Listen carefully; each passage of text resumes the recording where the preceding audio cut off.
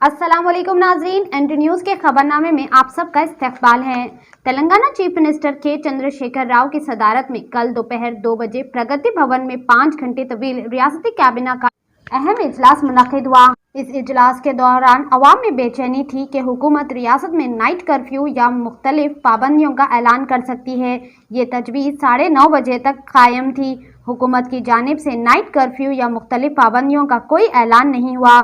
रियासती वजीर सेहत टी हरीश राव ने कोरोना वायरस और ओमिक्रॉन के बढ़ते मामलात, मुतासिरीन की तादाद, मुतासिरीन को फराहम की जाने वाली तबी सहूलियात और अमवात पर एक रिपोर्ट कैबिनेट के इस इजलास में पेश करते हुए रियासत में हालात मुकम्मल काबू में हैं और रियासती महकमे सेहत तमाम हालात पे निपटने के लिए तैयार है का मशवरा दिया।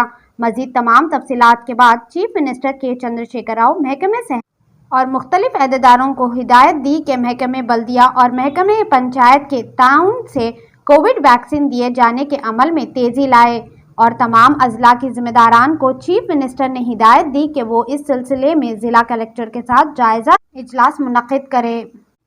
रियासत तेलंगाना में छत्तीसगढ़ की सरहद के पास आज पुलिस और नक्सलाइट के दरमियान हुई मुठभेड़ में 2 माओनवाज मारे गए। मलक जिला वेंकटापुरम मंडल के लारेकुंटा के जंगलियाती इलाके में आज सुबह फायरिंग और जवाबी फायरिंग का तबादला अमल में आया।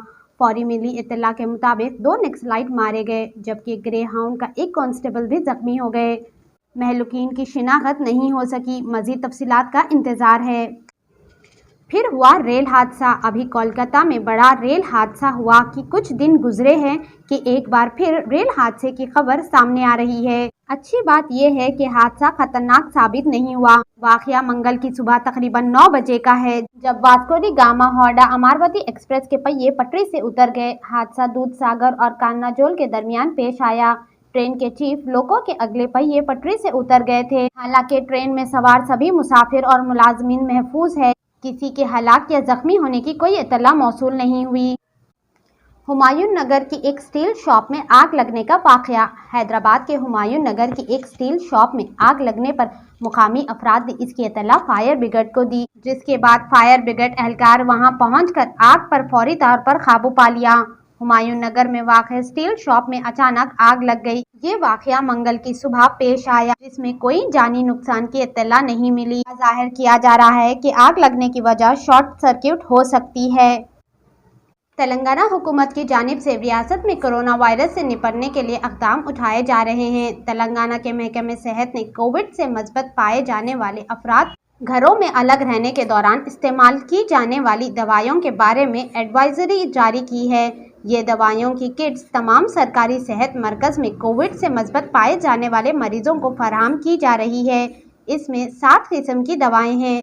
साथ ही क़ुव्वत मदाफ़त को मुस्तहकम करने वाली गोलियां भी इसमें शामिल है। ये दवाइयों का 5 दिन का कोर्स है और कोविड की अलामत पाए जाने के फौरी बाद इसका इस्तेमाल ज़रूरी है।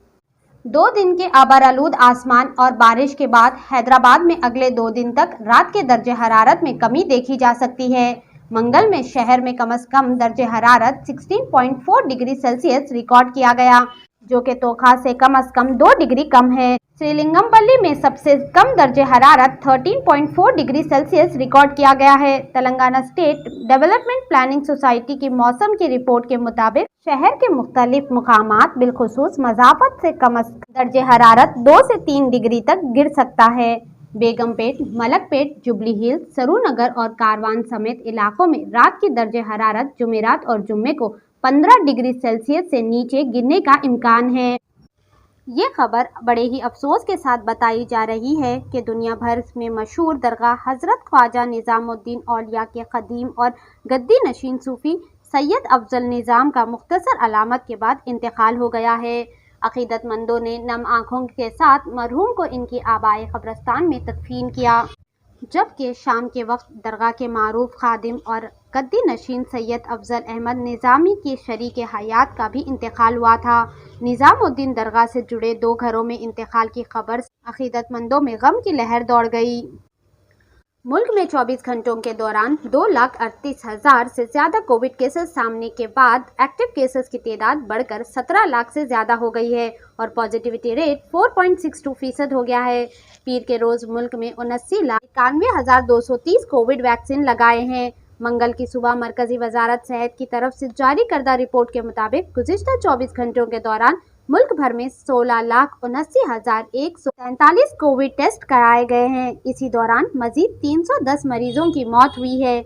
इसी अरसे से 1,57,421 मरीज सेहतयाब भी हुए हैं। महाराष्ट्र में सबसे ज्यादा केसेस पाए जा रहे हैं। मुल्क में सबसे ज्यादा केसेस महाराष्ट्र में पाए जा रहे हैं। महाराष्ट्र में एक्टिव केसेस के मामलात 2,71,097 हो गई है।